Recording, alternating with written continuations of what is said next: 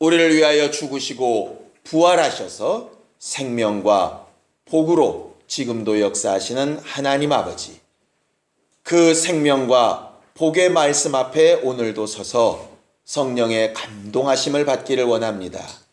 말씀을 전하고 듣는 모두에게 한 성령이 충만히 역사하셔서 부활의 기쁨이 충만하고 은혜 받은 감동이 충만하고 주의 말씀대로 순종하여 살라는 결단이 충만한 시간이 되게 도와주시옵소서. 주의 부활하심에 감사하여서 주께서 우리의 생명 주인 되어주심에 감사하여서 물질로 감사한 모든 주 예수의 사람들을 기억하셔서 저들의 믿음이 하나님의 마음과 생각에 기록되게 하시고 주의 기념책에 남게 하여 주사 마지막 날에 이르기까지 흐려지지 아니하고 하나님께서 갚으시고 약속하신 복들이 드러나게 도와주시옵소서. 예수님의 이름으로 기도하였습니다. 아멘. 하나님의 말씀은 요한복음 20장 19절에서 23절까지 말씀을 함께 같이 합독하겠습니다. 요한복음 20장 19절에서 23절까지 말씀을 함께 같이 합독하겠습니다. 함께 읽습니다. 시작. 이날 곧 안식 후 첫날 저녁 때에 제자들이 유대인들을 두려워하여 모인 곳에 문들을 닫았더니 예수께서 오사 가운데 서서 가라사대 너희에게 평강이 있을지어다. 이 말씀을 하시고 손과 옆구리를 보이시니 제자들이 주를 보고 기뻐하더라. 예수께서 또 가라사대 너희에게 평강이 있을지어다. 아버지께서 나를 보내신 것 같이 나도 너희를 보내노라. 이 말씀을 하시고 저희를 향하사 숨을 내쉬며 가라사대 성령을 받으라. 너희가 네 죄든지 사하면 사여질 것이요 네 죄든지 그대로 두면 그대로 있으리라 하시니라. 아멘. 우리 하나님은 아들인 예수 그리스도를 살리신 아버지가 되십니다. 성경은 예수의 부활에 대하여 말할 때에 예수께서 아버지의 명령을 따라 계명대로 십자가에 달려 죽으셨고 죽으신 그 예수를 하나님이 살리셨다라고 이렇게 성경은 설명하고 있어요. 자, 성경을 좀 보죠. 사도행전 2장 31절에서 32절까지입니다. 사도행전 2장 31절에서 32절까지입니다. 함께 읽습니다. 시작. 미리 보는 거로 그리스도의 부활하심을 말하되 저가 음부에 버림이 되지 않고 육신이 썩음을 당하지 아니하시리라 하더니 이 예수를 하나님이 살리신지라 우리가 다 이 일의 증인이로다. 그렇게 되어져 있어요. 예수께서 죽으시고 자기가 살아나셨다면 정말 그가 진짜 죽은 것인지 의심하게 되어질 겁니다. 마치 기절했다 깬 것처럼 그가 자기 스스로 죽었다가 자기 스스로 살아나셨다라고 성경은 말하고 있지 않고 예수는 분명히 자기의 권리와 자기가 받은 명령대로 완전히 죽으셨고 실제로 물과 피를 다 쏟으시는데 마지막 확인하는 것으로 긴 창으로 그의 심장을 꿰뚫어서 물과 피가 다 쏟아지는 것으로 확인하여 죽으셨고 그의 살으심은 아버지가 그에게 생명을 역사하셔서 살리신 것이다 하는 것이 초대교회의 믿음이었습니다. 그래서 오늘 부활절을 맞이하는 우리도 똑같은 믿음을 고백하는 것이에요. 예수는 계명대로 죽으셨고 아버지가 살리셨다는 거예요. 그러니 우리도 계명대로 죽고 하나님이 살리시기를 기대해야 하는 것이 바로 우리의 믿음입니다. 이렇게 하면 되리라 저렇게 하면 되리라가 아니라 나는 하나님의 계명대로 행하는 것이고 다시 살리시는 것은 하나님께서 하실 일이라. 마치 기도는 우리가 가진 권리와 하나님께서 주신 이름을 가지고 마음껏 하고, 응답은 그분이 하시는 것과 마찬가지입니다. 이것이 우리의 믿음이에요. 우리는 믿는다 할 때 많은 사람들이 묻습니다. 도대체 뭘 믿는 거냐? 예수 믿는다, 심지어는 무슨 교회 믿는다, 그냥 믿는다, 뭐 여러 가지 말들이 있는데, 성경은 도대체 뭘 믿느냐에 대해서 여러 번 얘기를 합니다. 결과적으로 하나님의 아들을 믿는 믿음이라, 이런 말씀이 있고요. 너희의 믿음은 그 이름을 믿는 것이다, 이렇게 되어져 있습니다. 근데 또 하나 중요한 것이 뭐냐면 이렇게 기록되고 있어요. 자, 로마서 4장 23절 24절입니다. 로마서 4장 23절 24절입니다. 함께 읽습니다. 로마서 4장 23절 24절 시작. 저에게 의로 여기셨다 기록된 것은 아브라함만 위한 것이 아니요 의로 여기심을 받을 우리도 위함이니 곧 예수 우리 주를 죽은 자 가운데서 살리신 이를 믿는 자니라, 이렇게 되어 있습니다. 그게 무슨 얘기냐면 그 23절에는 아브라함이 믿음의 조상인데 그 아브라함이 믿음으로 의롭다함을 얻었다, 이 말이에요.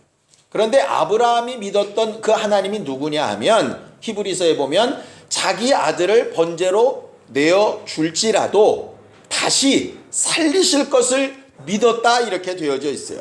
그것과 똑같이 우리도 예수를 죽은 자 가운데서 살리신 이를 믿는 것이다, 이 말이에요. 예수를 죽은 자 가운데서 살리신 이. 근데 그 예수의 죽음이 뭐냐? 25절을 함께 읽습니다. 25절 시작. 예수는 우리 범죄함을 위하여 내어줌이 되고 또한 우리를 의롭다 하심을 위하여 살아나셨느니라, 이렇게 되어져 있어요.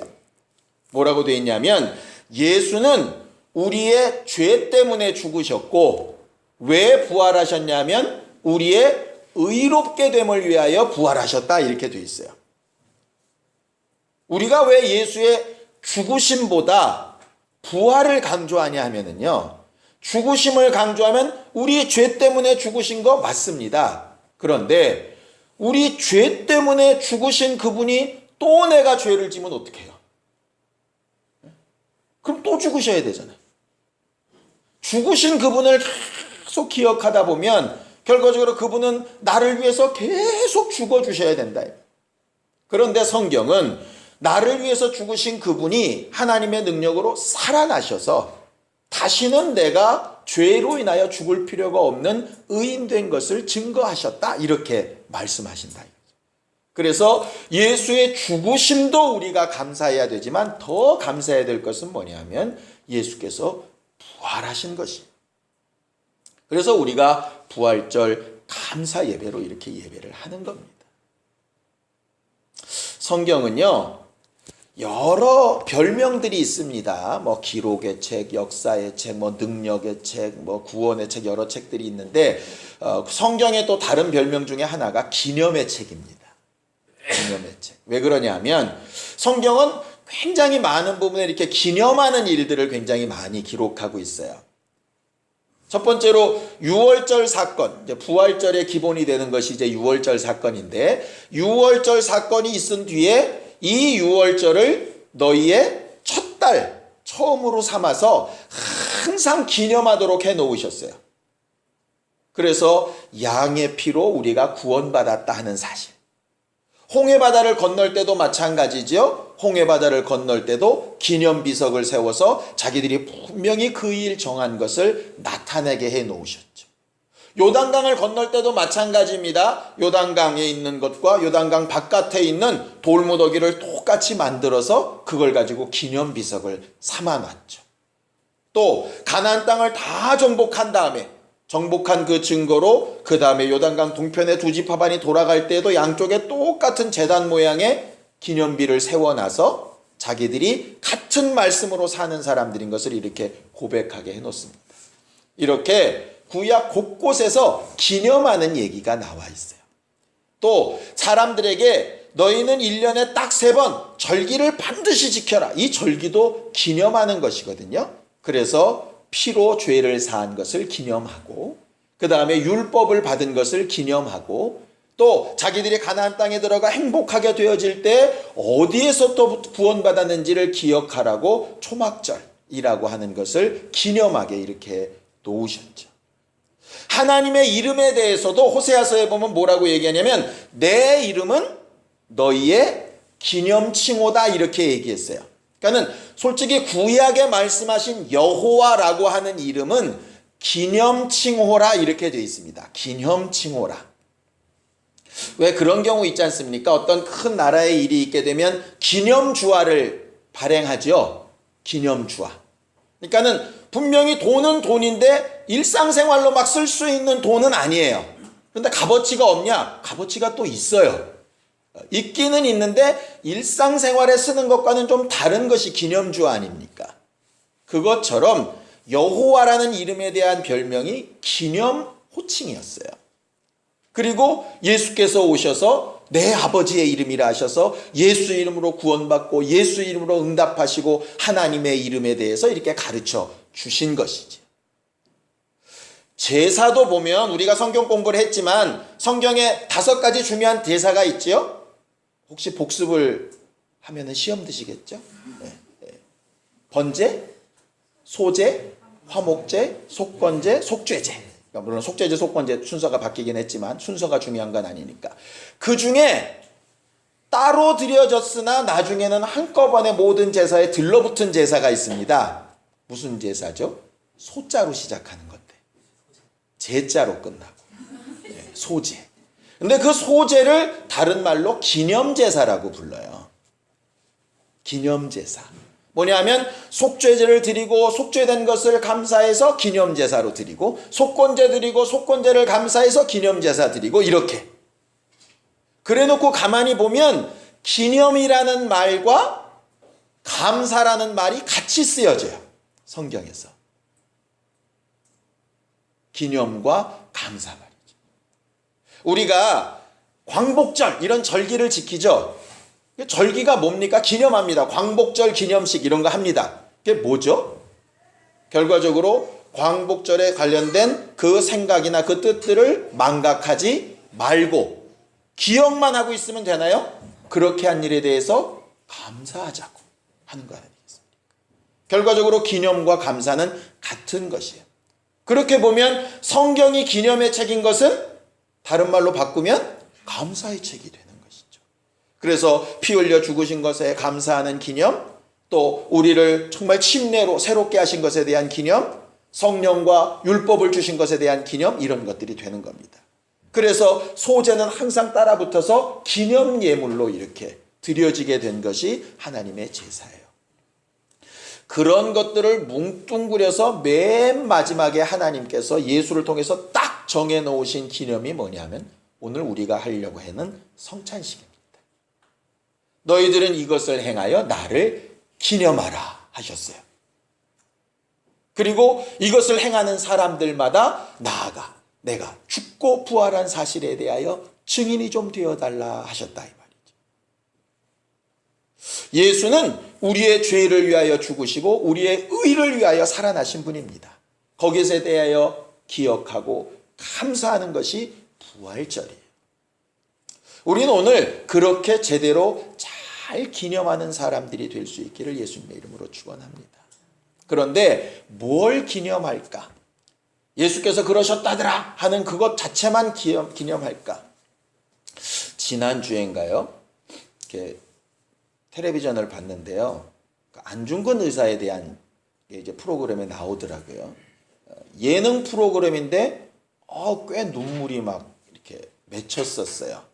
참 대단하신 분이었는데 잘 몰랐다. 그냥 하얼빈 역에서 총 쏜 사람으로만 기억을 했고 그가 얼마나 신앙인이었는지 뭐 이런 부분들은 잘 조명이 안 됐다가 거기 나온 여러 가지 일들을 보면서 물론 이제 천주교 신자이긴 했었지만 그래도 여러 가지 것들을 이렇게 보게 되어졌는데 그냥 그가 과거에 일본 어느 누구를 암살했다더라 이걸 아는 거하고 그가 유목으로 이렇게 써놓은 글들, 아니면 어머니와 편지로 이렇게 나눈 것들, 유언처럼 일본 사람한테 했던 그런 말들, 이런 것들을 이렇게 듣다 보니까 훨씬 더 이게 확 와닿더라 이 말이죠. 그래서 부활절을 우리가 기념할 때 부활하셨다 부활하셨다 이걸 아는 것도 참 중요하고, 부활한 모습은 뭘로 바뀌는 것이고 우리는 또 어떻게 변할 것이고 그것도 아는 것도 참 중요한데, 좀 예수께서 부활하시고 우리에게 하신 말씀이 뭔지를 알면 훨씬 더 좀 강하게 다가오지 않을까, 이런 생각이 들어서 이 본문을 이렇게 읽게 되었어요. 퀴즈입니다. 예수께서 공생애를 처음 시작하시면서 첫 번째 내뱉었던 말씀이 뭔지 혹시 기억하시나요? 회개하라. 회개하라. 천국이 가까웠다. 예수께서 죽으시기 전에 죄인인 사람들을 향하여서 말씀하신 첫 번째 말씀이 뭐냐면 회개하라였어요. 근데 가만히 보면 그 첫 번째 말씀이 거의 공생애 때 계속 반복이 됩니다. 네 죄 사함을 받았다 하는 것도 회개의 결과죠. 다시는 가서 죄 짓지 말라 부탁하시는 것도 회개의 결과죠. 결과적으로 다 회개에 대한 부분을 이야기하신 것이 죄인에게 대하여 하신 말씀이에요. 그러면 우리는 예수께서 우리 죄 때문에 죽으셨고 의 때문에 부활하셨으니까, 부활하셔서 하신 말씀은 죄인에게 하신 말씀이 아니라 의인에게 하신 말씀일 거 아니에요. 그러니까 죄인 된 사람이 들어야 될 말은 뭘로 가든지 기승전 회개하라로 가는 게 맞고, 그럼 부활하신 예수가 우리에게 하신 말씀이 의인된 지금 우리에게 기승전 그쪽으로 가야 되지 않겠느냐 이 말이에요. 그러고 나서 봤더니 오늘 본문에 예수께서 부활하셔서 그의 제자들에게 처음 나타나셔가지고 총 3가지 얘기를 하십니다. 첫 번째는 뭐냐? 사람들이 두렵고 잡혀갈까봐 죽을까봐 괴로워서 마가다락방에 문 꼭꼭 닫아 걸고 자기들끼리만 조심조심 조용히 모여있는 그 제자들에게 쑥 나타나셔서 처음 하셨던 말씀이 너희에게 평강이 있을지어다. 그것도 한 번 얘기하신 게 아니에요. 다시 한번 연거퍼서 너희에게 평강이 있을지어다. 2번 얘기했어요. 평강이 뭔가를 이렇게 생각해 봤더니 우리가 흔히 많이 쓰는 평안과는 조금 다른 개념이더라고요. 그러니까 우리가 이런 얘기 하잖아요. 아이고 편안히 잘 주무셨어요? 이 얘기는 뭐가 편안하다는 얘기냐면 이 몸뚱아리가 편안하다는 얘기입니다. 몸뚱아리가. 그러니까 몸뚱아리가 편하려면 이게 좀 집도 좀 있어야 되고요. 침대도 에이스로 좀 좋아야 되고, 또 그리고 이제 먹고 살만한 것도 좀 있어야 되고, 이래야 좀 편안해요. 예? 막 물 새고 막 쿵쾅쿵쾅쿵쾅 거리고 막 이러면 안 편안하죠. 그러니까 편안하다는 건 이게 몸이 편한 것을 얘기하는 거예요. 평안이라고 말을 쓸 때는요, 마음을 얘기하는 거예요. 마음. 그래서 편안과 평안은 같을 때도 있고 다를 때도 있습니다. 예를 들어 이런 거죠. 돈은 엄청나게 쌓아뒀는데 공황 증세가 있는 사람은 안 평안해요. 그러니까 다른 사람들은 이해가 안 되죠. 야, 저만큼 먹을 거 쌓아놨으면 뭐 저렇게 걱정하고 사냐. 그냥 나 같으면 맨날 놀고 먹겠다. 이렇게 생각하는데 마음이 쿵텅쿵텅한 거죠. 반대의 경우도 있습니다. 마음이 편한 사람이 육체가 별로 안 편안한 경우가 있어요. 실제로 이렇게 죽음을 앞둔 경우의 사람들 보면 정말 신앙인으로 이게 볼 때 그런 경우들을 간혹 봅니다. 편안하다고. 이렇게 하는 경우들이 있어요. 몸이 편안한 거 참 중요한데요. 마음이 평안하지 못하면 아무리 조건이 다 되어져도 어려운 거 우리가 너무 잘 알지 않습니까? 몇 번 말씀드렸잖아요. 우리가 확실히 60, 70년대보다는 잘 살죠? 먹을 것도 많죠? 가진 것도 많아요. 그러니까 육체의 편안한 걸로 따지면 부모 세대보다는 자식들 세대가 훨씬 낫습니다. 아무리 못해도 그거보단 낫습니다. 그런데 뭐가 더 안 좋아졌느냐? 마음이 안 좋아졌어요. 마음이. 소망이 안 보인다는 얘기를 많이 하죠. 결과적으로 정말 우리가 먼저 구해야 될 것이 뭐냐 하면요, 마음의 평안을 먼저 구하는 거예요. 그래서 예수께서 이렇게 말씀하시죠. 내가 너희에게 주는 것은 세상이 주는 것과 같지 않다. 내가 주는 평안은, 이렇게 말씀하시는 거예요. 그러니까는 정말 제자들은 지금 몸에 있는, 외부에 있는 이런 것 때문에 막 근심하고 괴로워하고 있는데 그들에게 이제 평안을 명하고 싶으신 거죠. 그런데 문제는 뭐냐 하면요, 평안하자 평안하자 평안하자 아무리 내 마음을 다스리고 싶어도 이게 내 힘으로는 잘 안 된다는 데 문제가 있어요. 그럴 때 명령하신 단어가 평강입니다. 평강은요, 일방적인 거예요. 그러니까 나도 이해가 안 되는 거예요. 어느 순간에. 이거는 뭐라고 설명드리기가 참 어렵습니다. 이제 겪어보신 분이 아는데요. 그러니까 제가 겪어본 바로는 이렇습니다. 상황이 많이 어렵고 어째 해야 될지도 모르겠고 뭐 삐끗 하나 잘못하면 뭐가 큰일 날 것 같고 막 이런 두려움 가운데 막 있는데 어느 순간에 막 근심되고 눈물 콧물 지고 마음이 너무 아프고 그래서 막 기도합니다. 근데 기도하다가 어느 순간에 잘 몰라요. 왜 그랬는지, 어떤 상황이 벌었는지, 누구처럼 뭐 번쩍 빛을 좀 보든가, 아니면 상우가우가우 뭐 이런 소리를 좀 듣든가, 뭐 이러면 아 그래서 임했구나 이럴 텐데 그것도 아닌데 어느 순간에 그냥 확 그냥 마치 그냥 물에 휴지가 확 풀어져 나가듯이 지금까지 막 이렇게 죄고 있던 게 어느 순간에 확 풀어지게 되는 체험을 한 적이 이제 몇 번 있습니다. 근데 그걸 가르쳐서 성경은 이제 평강이라고 부르거든요. 그건 명령하여 주시는 거예요. 평강이 있을지어다. 명령하여 주시는 거예요. 우리 신앙생활에 이게 있으면 정말 행복할 겁니다. 그러니까 다른 사람들은 그렇게 못 느끼겠지만 그걸 느끼는 사람은 정말 행복할 것이라. 왜? 어떤 위경 가운데서, 어떤 형편 가운데서도 그게 믿음이잖아요. 하나님께서 하시리라고 믿는 겁니다. 예수께서도 겟세마네 동산에서 기도하실 때에는 막 괴로우셨죠. 어느 정도 괴로우셨습니까? 내가 심히 고민하여 죽게 되었다, 이렇게 할 만큼. 결국 하나님의 아들인 예수도 육체를 입고 이 땅에 오셨을 때는 자기 마음대로 평안이 잘 안 오는 거예요. 근데 3번 땀방울이 핏방울이대로 기도하신 다음에 순식간에 그분이 완전히 바뀌시죠. 그게 막 돌변을 하신다 이 말이에요. 그것이 바로 평강의 결과예요. 우리는 흔히 환경 바꿔주세요, 내 마음을 좀 붙잡아 주세요 이렇게 얘기하는데 훨씬 더 강력하게 하나님의 역사를 사모하려면 내게 평강을 명해 주세요. 이게 아마 가장 좋은 기도인 것 같아요. 예수께서 의인된 하나님의 사람들에게 제일 먼저 명령하신 것, 반드시 있어야 된다고 2번이나 연거푸 말씀하신 것이 평강이 있을지어다. 문제는 그 평강이 아무에게나 임하지는 않는다는 거죠. 주의 평강이 마치 소쿠리에는 물을 담을 수가 없습니다. 아무리 찌그러지고 못생겼어도 구멍이 안 뚫린 그릇이어야 받을 수 있죠. 그래서 평강을 2번이나 명하신 예수님이 그 평강이 내가 임하여도, 내가 너에게 명령하여도 받을 수 없으니 평강보다 먼저 받아야 될 것이 뭐라고 말씀하냐면 후 하고 숨을 내쉬며 성령을 받으라 하고 말씀하세요. 성령을 받으라.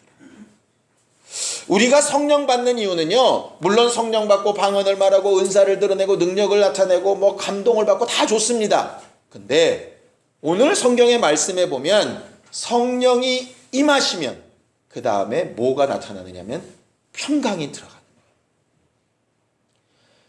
사도행전에 보면 제자들이 너무 두렵고 떨리다가 오순절날 성령을 받죠. 성령을 받은 다음부터 갑자기 이 사람들이 간이 배 밖에 나왔는지 담대해지기 시작합니다. 그게 왜 그러냐면 성령께서 주신 평강 때문에. 평강 때문에. 그 평강이 그들로 담대하게 만들고 일어서서 역사하게 만든다 이 말이죠. 상황이 하나도 안 변했습니다. 그들을 죽이려고 하는 사람 그대로 있습니다. 그들의 옷차림이 변한 것도 아니고 얼굴 껍데기가 변한 것도 아닙니다. 갑자기 없던 지식이 생겨난 것도 아닙니다. 단지 성령이 임하셔서 심령에 평강이 임했어요. 우리는 성령이 임하시면 권능 이렇게 가는데요. 그 권능보다 더 중요한 것이 주의 평강이 임할 수 있는 조건인 성령의 역사예요. 그런데 거기서 딱 그치셨으면 주여 성령을 이루면 될 텐데, 성령께서 오셔서 평강으로 역사하실 수 있는 세 번째 조건을 예수께서 마지막에 얘기를 하십니다. 성경을 좀 읽어볼까요? 23절입니다. 23절 함께 읽습니다. 시작. 너희가 네 죄든지 사하면 사하여질 것이요 네 죄든지 그대로 두면 그대로 있으리라 하시니라 그랬어요. 보세요. 예수께서 우리에게 기도를 가르쳐 주옵소서 할 때 많은 기도 제목을 얘기하시다가 뒤편에 뭐라고 얘기하시죠? 우리가 우리에게 죄 지은 자를 사하여 준 것 같이 우리의 죄를 사하여 주옵소서 이렇게 기도하라 하십니다. 무슨 얘기냐면 예수께서 이미 우리의 죄 때문에 죽으셔서 우리를 죄에서 자유케 하셨고, 그가 부활하시면서 은혜 베풀어 주셔가지고 의가 되게 하셨어요. 그러니 우리는 이제 의인으로서 거룩하신 성령님이 들어와서 역사하시기에 아무런 문제가 없는 조건, 깨끗해진 성전이 되었는데, 문제는 내가 다른 이들의 죄를 용서하고 사하는 일이 있어야 그 후에 있는 내 죄들도 회개가 완성이 된다 이 말이죠. 뒤집어 얘기하면 내가 사하고 용서하는 것이 없으면 여전히 내 죄의 흔적이 남아 있다는 거예요. 성령은 우리 안에 임하신 다음에 우리를 영원히 떠나가지 않겠다고 하셔서 떠나가진 아니하시지만 우리의 죄가 드러나고 흔적이 남아 있을 때 성령은 마음껏 역사하실 수 없겠지요. 그래서 예수께서 말씀하셨지 않습니까? 나는 섬김을 받으러 온 것이 아니지만 성령은 섬겨야 될 뿐이다. 그 말씀입니다. 그래서 3단계로 되어 있습니다. 너희들이 의인으로서 정말 담대하게 행복하게 신앙생활을 하려면 내가 명한 평강이 임해야 된다. 그런데 그 평강이 임하려면 먼저 성령을 받으라. 그런데 그 성령이 성령으로서의 역할을 일하게 하려면 너희들이 해야 될 조건 하나가 있다. 그것이 너희가 죄를 사하는 일이라고 말씀하셨어요. 평강이 내게 명하게 하는 거 내 힘으로 할 수 없습니다. 성령을 내게 오시라고 하는 거 내가 무슨 능력이 있어서 성령을 오시라고 합니까? 예수께서도 내가 성령을 보낼게 이게 아니라 아버지께 청하여 아버지께 보내주시면 이렇게 말씀하실 만큼 성령은 누구의 명령을 따라 움직이시는 분이 아니에요. 그러니 앞에 두 가지는 우리의 힘으로 될 수 있는 게 아닙니다. 우리의 힘으로 할 수 있는 건 맨 마지막이죠. 용서하는 것. 근데 그 용서하는 것이 얼마나 힘든지.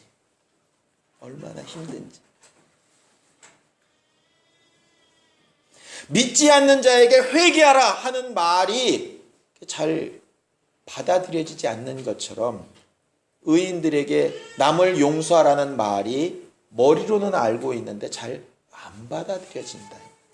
그래서 우리가 정말 간절히 사모하고 힘쓰고 애써야 될 것이 바로 그 부분입니다. 그래놓고 딱 붙여보니까요 이렇게 되는 겁니다.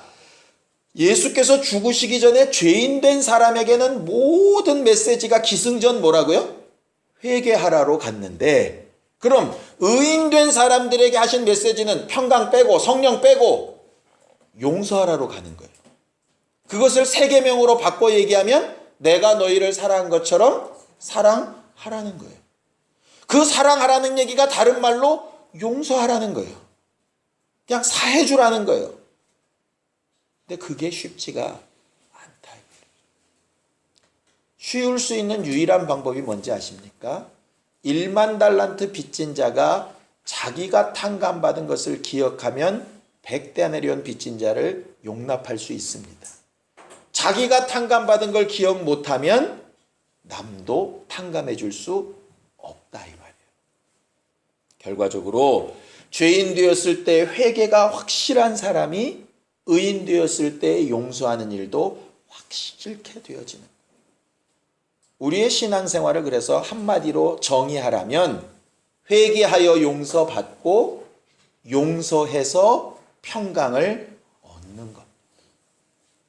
나는 뭐가 문제일까? 귀신일까? 죄 때문일까? 환경 때문일까? 어떤 사람 때문일까? 과거에 어떤 선택을 잘못했기 때문일까? 물론 뭐 여러 가지 이유들이나 그런 조건들을 말할 수 있겠죠. 성경은 딱 한 가지로 이야기합니다. 남의 죄를 사하는 것. 너는 주께 회개하고 다른 이들의 죄는 사해 주는 것. 그것이 평강으로 신앙생활을 가장 잘하고 성령으로 일하시게 하는 제일 좋은 방법. 그래서 고린도 전서 14장 1절에는 이렇게 얘기하는 거예요. 모든 것을 사랑을 따라 구하라고. 사랑받은 것을 기억하고 사랑하는 일로 구하라고. 사랑. 그러니까 사랑은사 뭐 이런 얘기 하려는 것 아닙니다. 회개하라신 말씀을 듣고 주의 사람이 되었다면 용서하라는 말씀을 듣고 성령의 사람이 되어야 하는 것입니다. 누가 성령 충만한 사람일까요? 누가 가장 부활을 가장 잘 기억하고 기념하며 축하하는 사람일까요? 다른 이들을 용서하고 용납하는 사람입니다. 그것이 참 쉽지 않지만 그걸 할 때에 세상이 감당할 수 없는 평강, 세상은 상상할 수도 없는 주의 평강이 우리를 사로잡아 일하시기 시작할 겁니다. 그것을 기대하고 소망하는 우리 모두가 되기를 원하고, 그런 것을 기념하는 예배로, 기념하는 성찬식으로, 기념하는 절기로 우리 마음에 잘 담아두고 실질적으로 써먹어야 될 때는 우리의 지식을 써먹는 게 아니라 우리의 마음과 생각을 움직여서 성령과 평강이 충만할 수 있는 조건을 만들어내는 우리 모두가 되기를 예수님의 이름으로 축원합니다.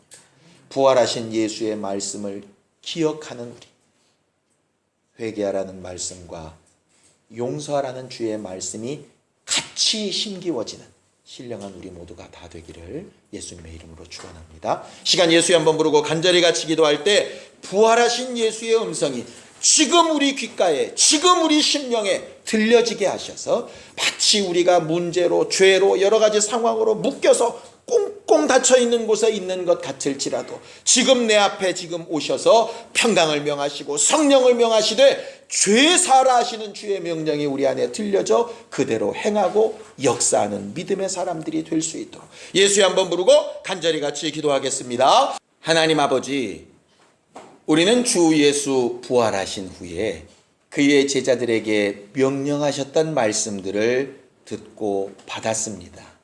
그 말씀 그대로 우리 안에 평강이 있기를 원하고 주의 성령이 충만하기를 원하오니 주의 말씀대로 순종하는 믿음의 사람들이 되기를 결심한 자들에게 주의 은혜를 기억하는 능력을 더하여 주셔서 주의 공로가 늘 기쁘게 되며 감사케 되어지며 고백하게 되어지고 증거하게 되어지는 일이 되게 도와주시옵소서. 하나님께서 우리의 모든 사정과 형편을 아시오니 죄악된 길로 가지 아니하게 하여 주시고 주 예수 부활하심으로 우리를 의롭다 하신 그 증거가 망각되지 않도록 우리를 도우시고 함께하여 주시옵소서. 우리를 만나는 자들에게 주의 죽으심과 부활을 능히 담대하게 전할 수 있는 평강의 사람들이 되게 도와 주시옵시고 저들에게 있어야 될 것을 공급하시며 채우시며 함께 역사하시는 증거가 늘 함께 되어지게 도와 주시옵소서. 예수님의 이름으로 기도하였습니다. 아멘. 이제는 우리 주 예수 그리스도의 은혜와 하나님 아버지의 극진하신 사랑과 성령님의 감동하시고 역사하시는 분명한 증거가 부활하신 예수의 말씀을 기억하고 기념하며 감사하는 모든 주 예수의 사람들 위해 이제부터 영원까지 함께 있을지어다. 아멘.